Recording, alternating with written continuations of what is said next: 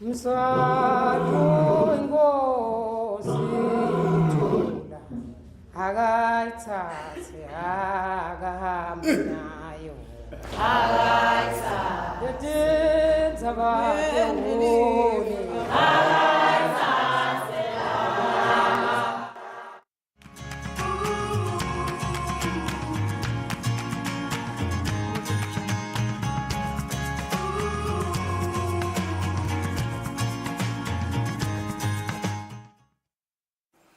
You're watching ERS Text Talk. That is the version of Market View for the Thursday edition. Thank you so much for joining us on the program this afternoon. My name is Sifiso. I'm happy to host you on the program. On the show today, you should expect a conversation with the Commissioner General from the Eswatini Revenue Service, Brightwell Ngambule, and we're discussing all things the 4th Annual Client Appreciation Day that has become a staple in their calendar. We are going to speak about what this very important day seeks to honor, as well as the implications of the economic implications of taxing and taxes and paying your taxes in the Kingdom of Eswatini, and why it's important for ERS to then honor what they call their superstars, and which is yourself, their clients. And of course, you should expect us to have our market analysis later on the program with our economist, Sunny Lesbia. But before all of that, let's look at our business news now.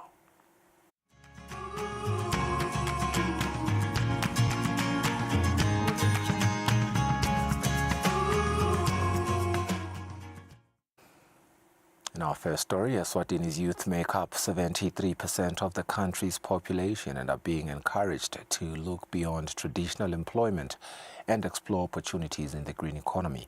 According to the United Nations Environment Programme, the global circular economy is going to become a multi-trillion-dollar market over the next coming years, and that is going to present new opportunities for SMEs, for startups, as well as youth entrepreneurs in developing economies.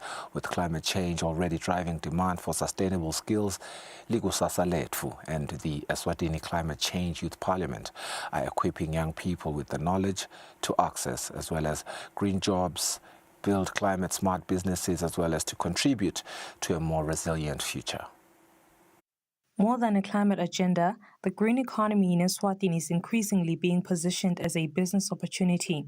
With youth unemployment remaining one of the kingdom's biggest economic challenges, attention is shifting towards green jobs that can create new sources of income, attract investment, and build climate resilience. It is against this backdrop that Ligusasa Letfu, in partnership with the Eswatini Climate Change Youth Parliament, is equipping young people with the knowledge and skills to tap into the green economy.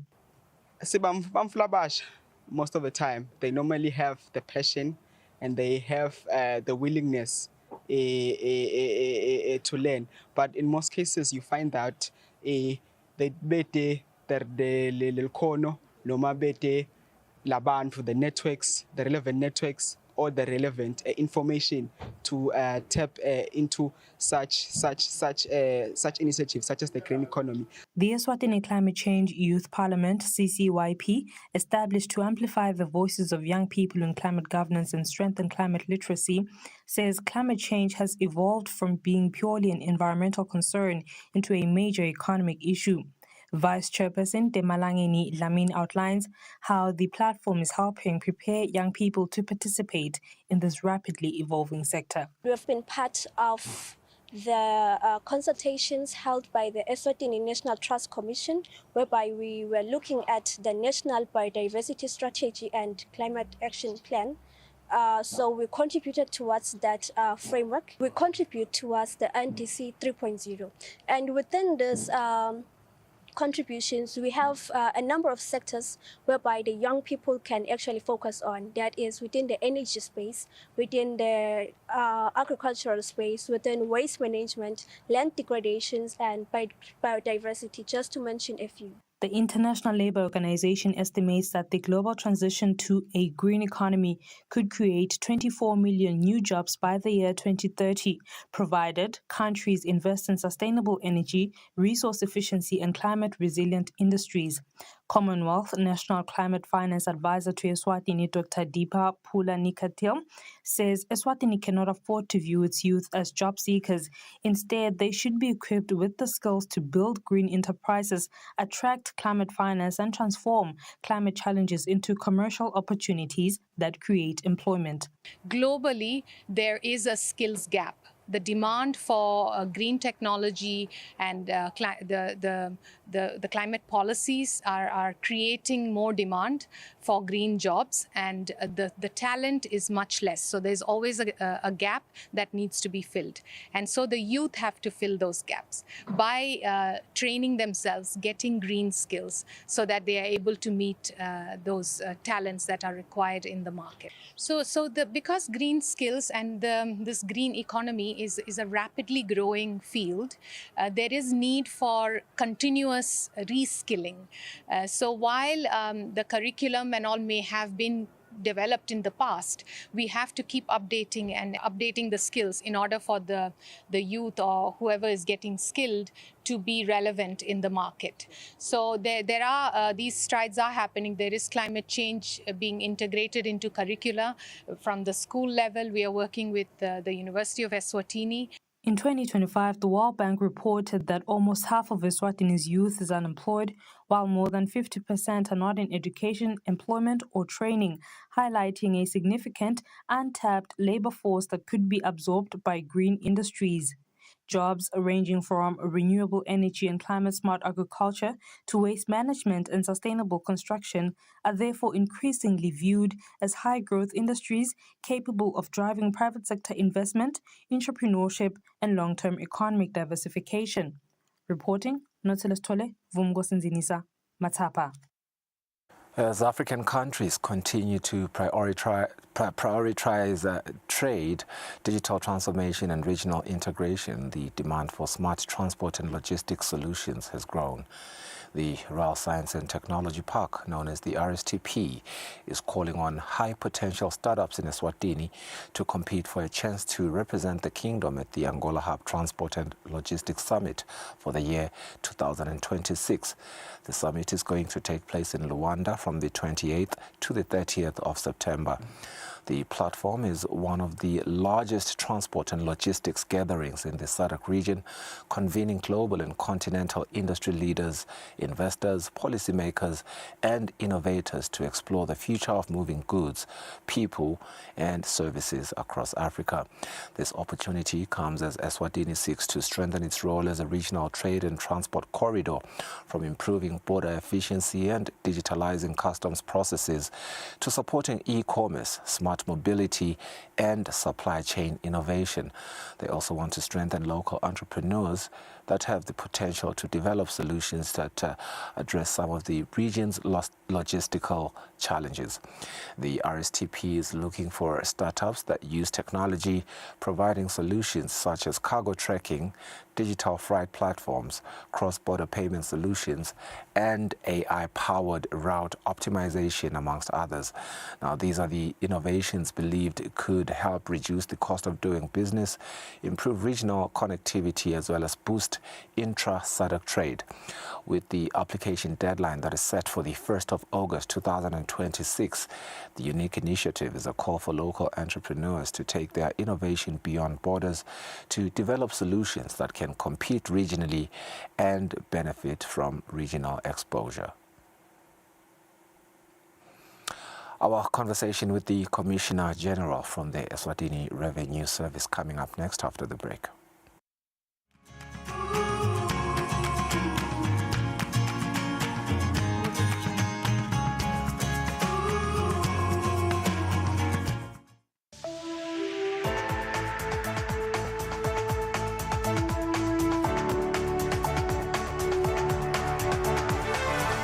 To all the viewers of Eswatini TV in the kingdom and beyond.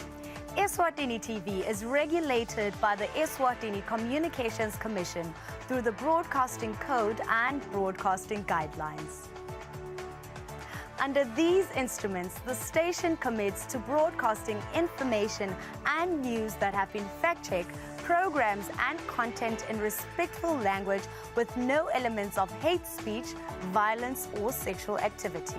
If you hear any unsuitable content on this channel, you have a right to voice your complaints with the station management.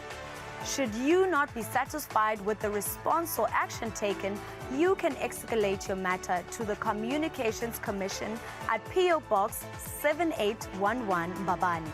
Call 2406 7000 or send an email to info@escom.org.za. For more information, visit www.escom.org.za.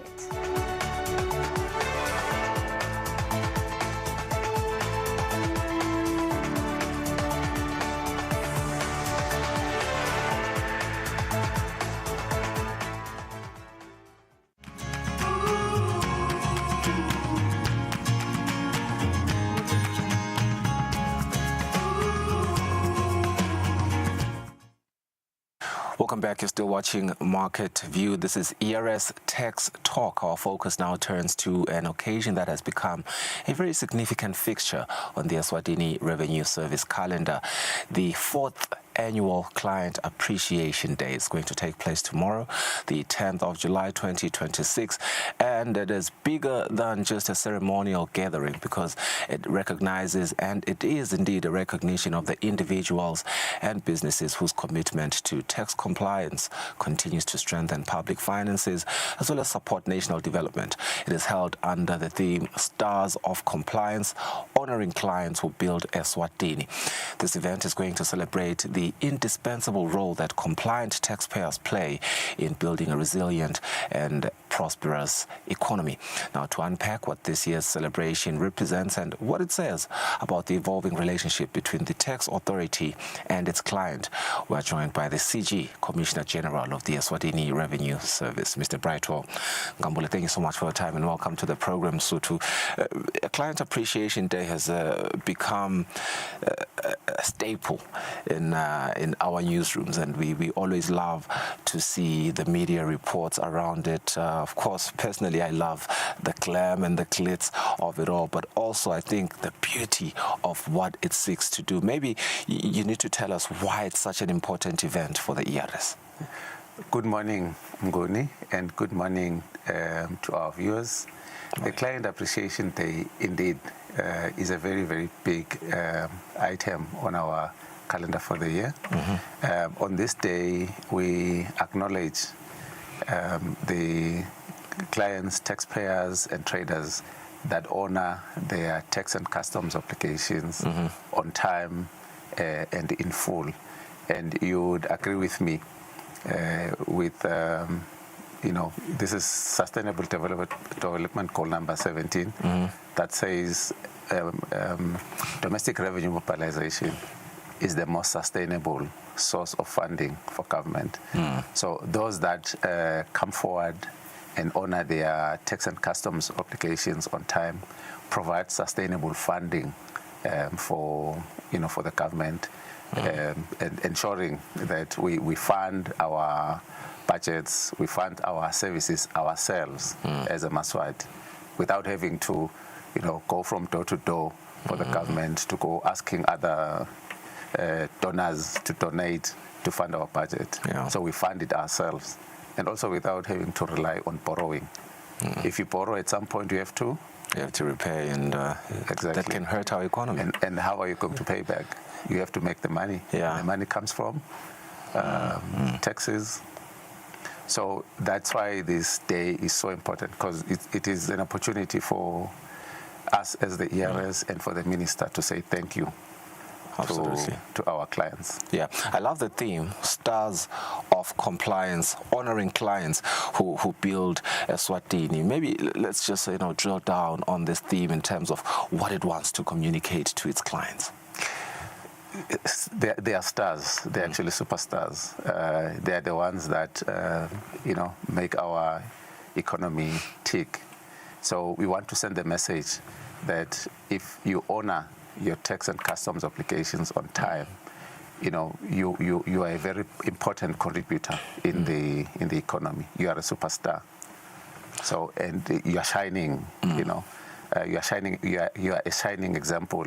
So we would like others to emulate you, to also aspire to be superstars. Yeah, maybe, you know, in terms of wanting others to emulate our superstars, how has that been? I mean, we have seen a rigorous drive in making sure that Eswatini understand the importance of complying, and certainly or speaking to one of your key employees and telling her that I have a friend who's inquiring about complying because they want to start a business and they want to learn about customs policy. So I do see the appetite on my end, just speaking to people, that people want to comply. So, you know, how has that been like, seeing the stars want to be emulated by other people?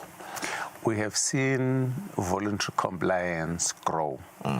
This past year, we recorded 72%. Wow. Last year, we were at 65%. That other previous year, around 62%. Now, voluntary compliance means the client has filed and paid on time. Right.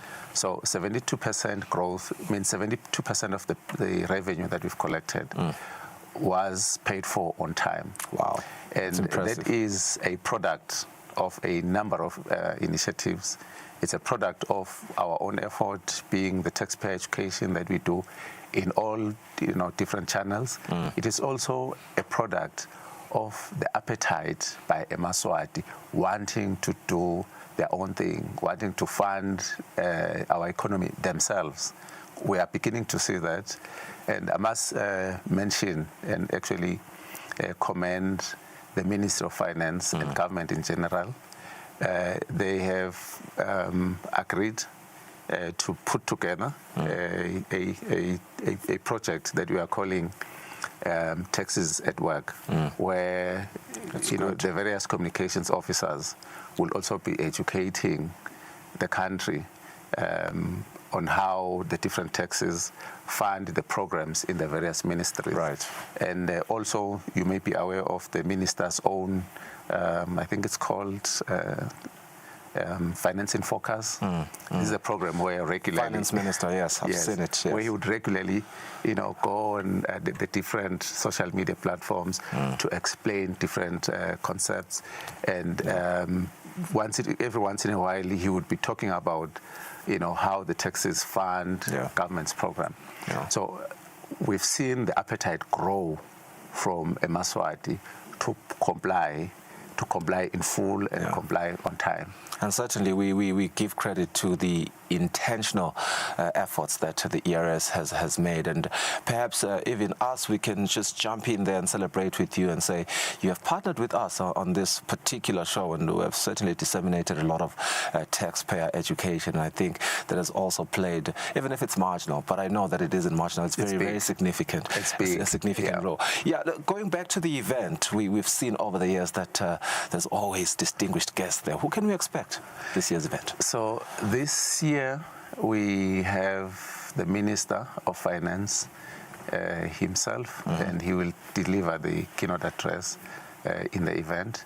We also have Dr. Makubu, the Commissioner of SARS, the South African Revenue Service. He is also coming over to join us in the taxpayer appreciation event, client appreciation event. By the way, we are very careful to say client, not necessarily taxpayers, because we have taxpayers and traders. Right. So it's client appreciation. We will also be handing out recognition certificates to authorized economic operators. Now, these are traders that have enrolled into our AEO program. We'll be handing out the certificates, and the presence of Dr. Makubu will be a message in itself. It will be a message that says, we are recognizing these AEOs as ERS, as Eswatini this side. South Africa on the other side will be recognizing the AEOs as well. Yeah. So ultimately, we would like traders not to stop at the border at all, not to stop on the Eswatini side, and not to stop on the South African side. Yeah. That is those that would have enrolled into the program. Yeah. So indeed, it is going to be a very big event. I remember Mr. Thabo Gasipe used to call it a red carpet. Yes. You want to give your clients a red carpet at the borders. Maybe, why is the ERS so intentional about improving and continuing to facilitate an improved trade facilitation in terms of supporting our economy in Eswatini? Well, trade is what drives economic growth, and the time that is lost at the border, going through the border formalities, is a real tangible cost to business. So if we remove the time that our traders will stop doing border formalities, we'll actually be saving them real money. Because you can imagine, the transporter, the owner of the cargo pays the transporter. If the transporter is going to spend a day processing at the border, that's a day's worth of money also, that the trader has to pay the transporter. Absolutely. So we want to remove those costs so that all the money can be reinvested into the business. We want the business to grow so that it can employ more Eswatini. Yeah.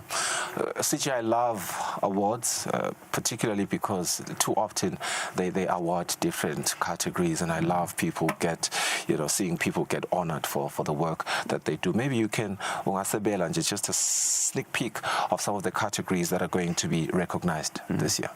We are recognizing clients in all the different sectors that we have, from your construction, manufacturing, agriculture, wholesale and retail, information technology, etc.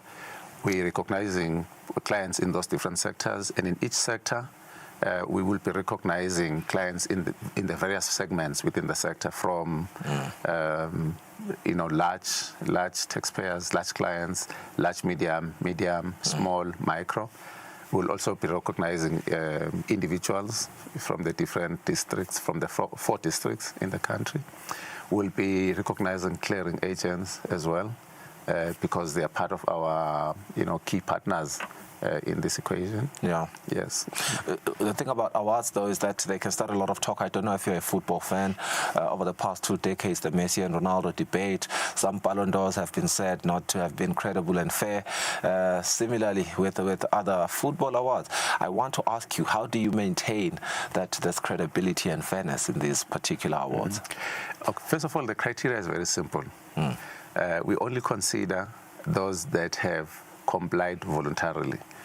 What does that mean? It means these are clients that have filed and paid on time. So as a point of departure, you should have filed and paid on time. Then you are considered. Right. Then the next, and it's very simple. It's a very simple criteria. Then the next level is the actual contribution within the various segments within the sector. And also, one must add that this is a process, that is done over a very long period of time by a very big team that focuses and ensures, that there are no, mishaps, in the adjudication process. We subject their adjudication to assessments by our internal audit team also, checking and ensuring that everything is, they've dotted all the I's and crossed all the T's in the adjudication. So it's a very, very intensive process that we go through in doing the adjudication. So everything is by merit and nothing by favor. No. Siji, before I let you go, a message maybe that you want to leave for your taxpayers as well as members of the public. Well, a big thank you.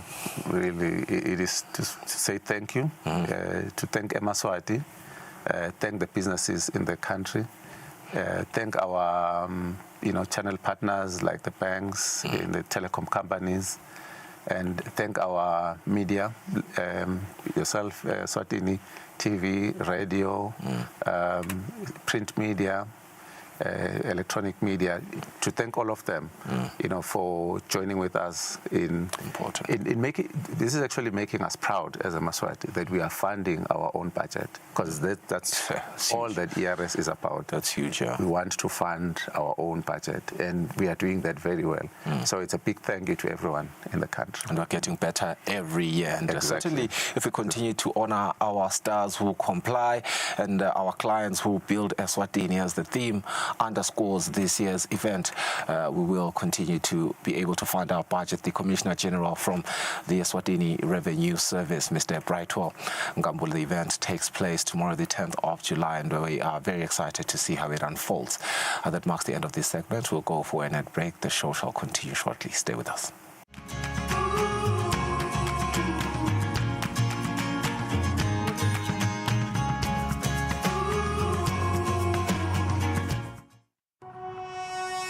When you choose your adventures, you do so with an open heart and a desire for the unexpected. You embark on journeys to discover new worlds full of wonder. You choose a path to awaken your senses, a world to make you look up and realize just how inspiring this life can be. Arrive and awaken your heart. Explore life in ways only thought possible in your dreams. Discover just how far you go to expand your understanding of life's greatest mysteries. There's just one place on this planet with so much to offer. Now is the time for you to have the royal experience.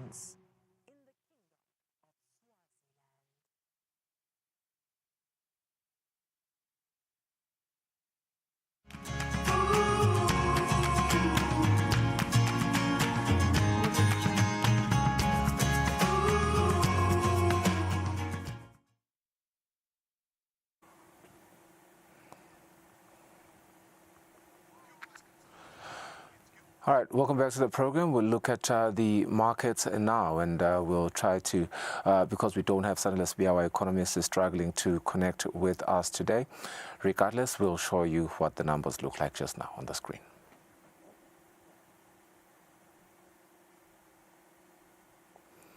All right, we'll start with the New York Stock Exchange S&P 500 down 21.14.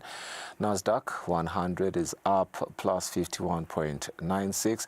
That is a plus 0.20%.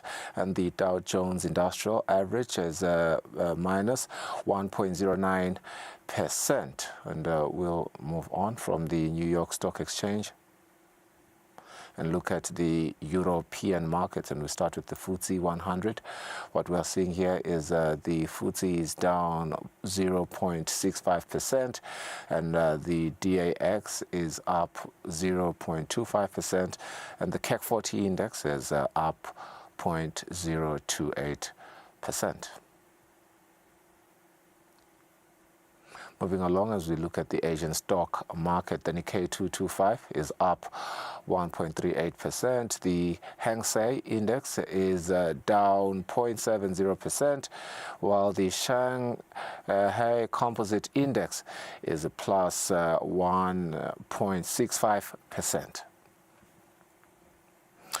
In the Johannesburg Stock Exchange, we see the all-share index there, positive 0.093%, up just by very small margins from what it was. Commodities, we start with Safe Haven Gold, which is up 0.83%, and crude oil also up 0.10%. Investors diversifying their investments there. And then we look at the currency pair analysis. The Langeni compared to the US dollar up 0.22%, up 0.10% with the euro, and up 0.12% with the Japanese yen. All right, that is how we end our program today. We'll see you again next week. Enjoy the rest of your day. Goodbye.